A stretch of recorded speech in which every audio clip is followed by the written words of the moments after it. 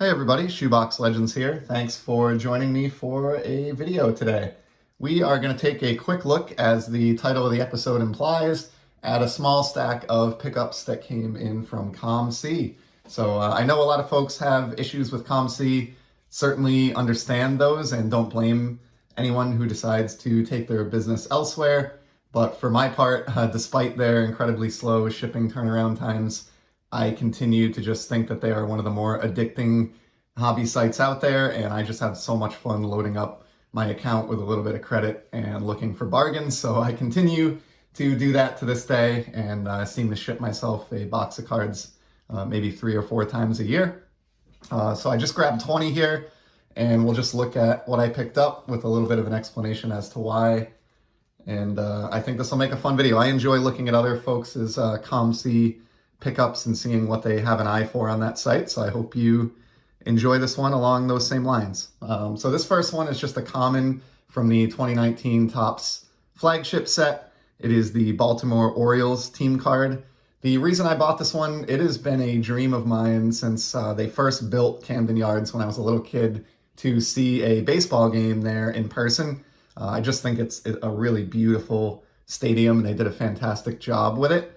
And in 2019, I was able to cross that one off my bucket list. My wife and I took a road trip down to Baltimore in May of 2019, caught a Red Sox game at Camden Yards and made a weekend out of it. Really enjoyed the city. It was a fun place to hang out, tons of great restaurants and sites, and certainly somewhere that I would go back to. It's about a 6-hour drive from here in Rhode Island, so it's not too bad. And so I bought this card just to commemorate sort of in my collection that first ever trip to Camden Yards, given that it's produced in the same year that I made that trip there. So it was like, 30 cents or whatever, but it's more just for the memories. From that same 2019 top set, here is one of those retired legends variation cards. I'm a total sucker for these. I don't know that I've talked about it too much on the channel to date, but I love, love, love the shots of the retired greats and Hall of Famers on the modern day design as a SSP or rare variation. Thought this photograph of Dale Murphy signing a big box of balls was just really, really neat, and was happy to pick that one up. Here's a nice pink refractor. So I am a total sucker for pink refractors. I love shiny cards in general, but ever since Topps introduced the pink refractor, I think back in 2015, I try to pick out at least a few year to year, featuring players that I really enjoy or Red Sox stars. And Chris Sale here was basically acquired just because the price was right. I picked this up when it was like pocket change, something around 30 or 40 cents. I will grab any Red Sox players or stars that I collect pink refractors at that price. Stick with the shine for a minute. Here's a nice 2018 Topps Chrome X-Fractor of Hanley Ramirez. Love these. They look particularly good in the 2018 release, I think. X-Fractors can kind of be hit or miss year to year, depending on the design. I think the 2018s are super strong. And of course, that was a big year for the Red Sox, being their most recent World Series win. Still a little bit surprised at how Hanley's career came to an abrupt end the way that it did, but was able to get that card cheap. We'll keep on the shiny train for a minute here. Here's a 90s hockey card. Pat Lafontaine, one of the underappreciated stars of the 80s and 90s. This is one of only 2 Topps finest hockey sets that were put out in consecutive order in 94, 95, and 95, 96. I think there was one later in the 90s, like 98, 99. But the point is, Topps finest hockey releases are pretty rare compared to baseball. And so I am always on the lookout for a refractor that I still need from one of those 2 mid-90s hockey sets. And that was the case here with Pat LaFontaine. Price was right. And I mean, look at how this card just glows. Really, really cool refractor.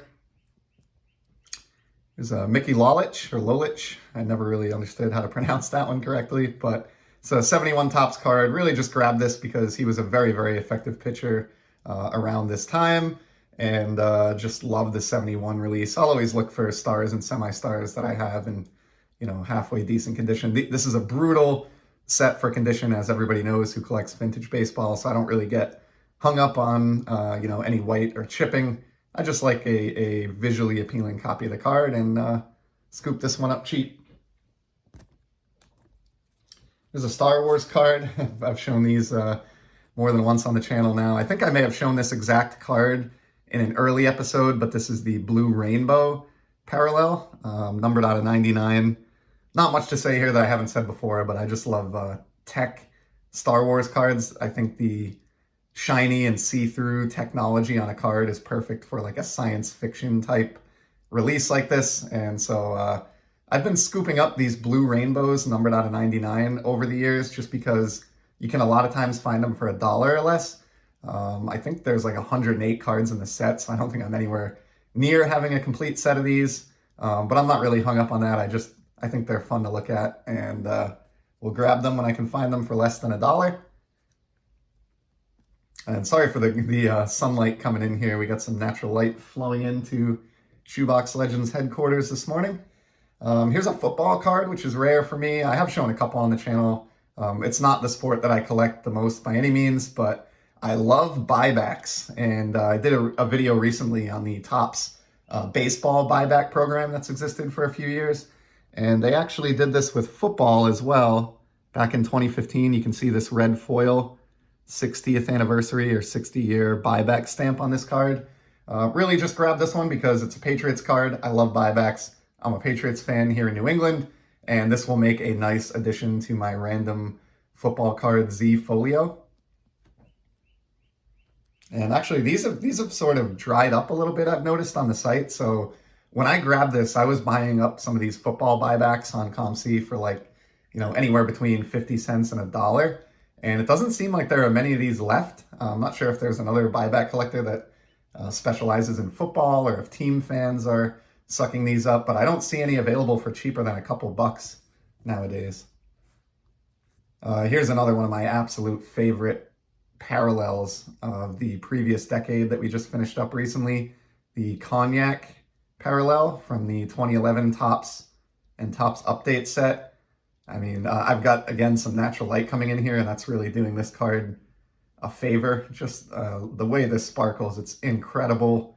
There are elements of refractor here. There are elements of almost like an atomic or cracked ice type look. You have that cognac color. I absolutely adore these parallels. I think the Mike Trout rookie in Cognac is one of the underrated and most iconic cards of the previous decade. As underrated as a 2011 Trout can be. Everybody talks about the base card. I think the Cognac is sneaky good. And then as I talked about a minute ago, if the retired legends make an appearance in a modern set as a variation of short print, that's attractive to me in and of itself. So if you combine a retired legends short print with a Cognac parallel like we have here, and on top of that, Cognac looks really, really good with the Baltimore Orioles. This is just a killer Frank Robinson. I will snatch these up all day long if I can afford them. Maybe the greatest modern cards of retired players, in my opinion, as far as shine and appeal. It's a totally random one. This is a 1960s Batman card featuring the Bat gas mask. So I was asked recently by Kinsley, my buddy, in the comments, like, how many projects do you have? Because I seem to have a lot, and I jokingly asked if it was okay to answer that one of my projects was counting the number of projects I have, and I haven't completed that yet. I am much, much better at starting projects than I am at finishing them. Hopefully that's something that some of you can relate to. So another of my projects, and everyone else, is slowly accumulating a 66 Batman set. I don't put a ton of effort into this, and I only pick them up when I can find them for $1 or less. I was shocked to find this one at $1 because it's in much better condition than a lot of the other Batman cards that I've been able to pick up at that price point. But just cool illustration here. Love Batman, and can't go wrong with that for $1.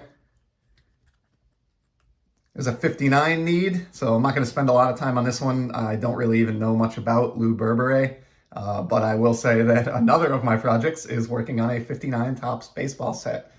My goal here is just a total beater set. I keep it in one of the binders that you see on the bookshelf behind you, and I will take any condition if it's a card that I don't have previously, and then just upgrade as I go. I'm overdue to do a tally on this one, and maybe I'll show my binder off on the channel at some point. But if I recall, I'm past the halfway point and maybe approaching like the 2/3 complete. And every COMC I order that I receive typically includes one or two of these for that project. Here's one that's not for a particular project, but I just love the photograph and the team. So I'm not working on a 69 Topps release at all, but this image of Larry Haney in his catcher's gear, donning the tools of ignorance here, is just awesome.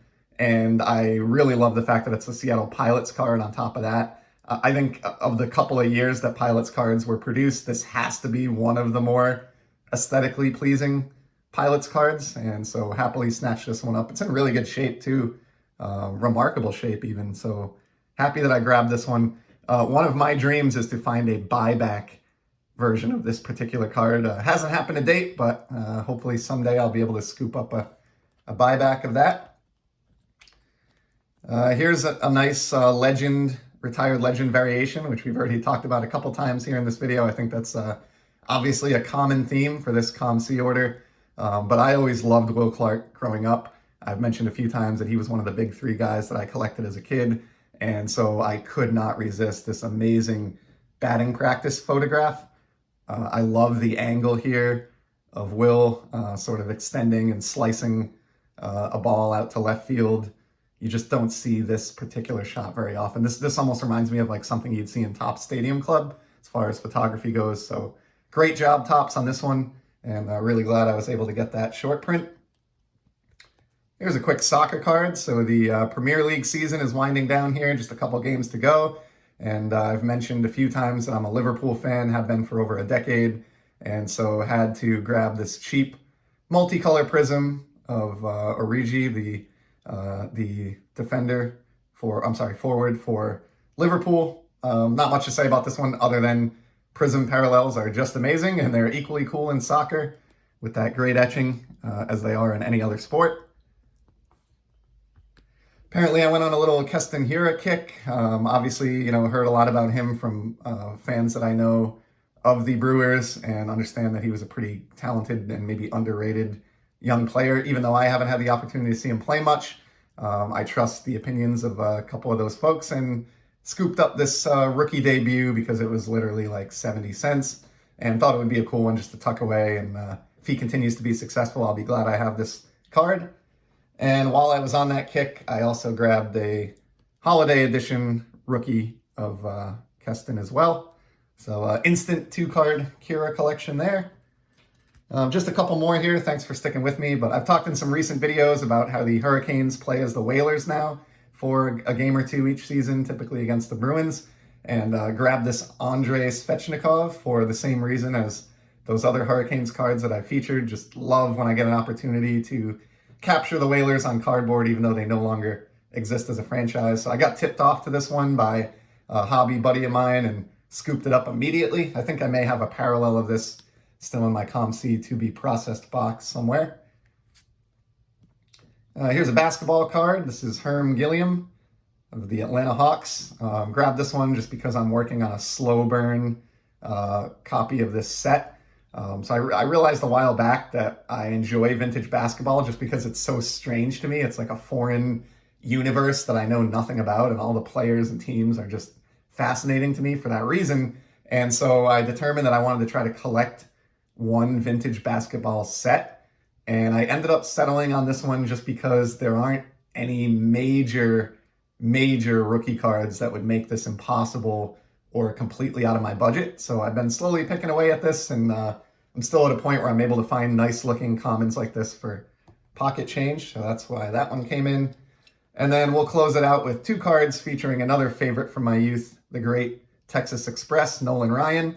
Here is his 2019 Allen and Ginter base card. Pretty nice looking shot of him in the Tequila Sunrise Astros uni there.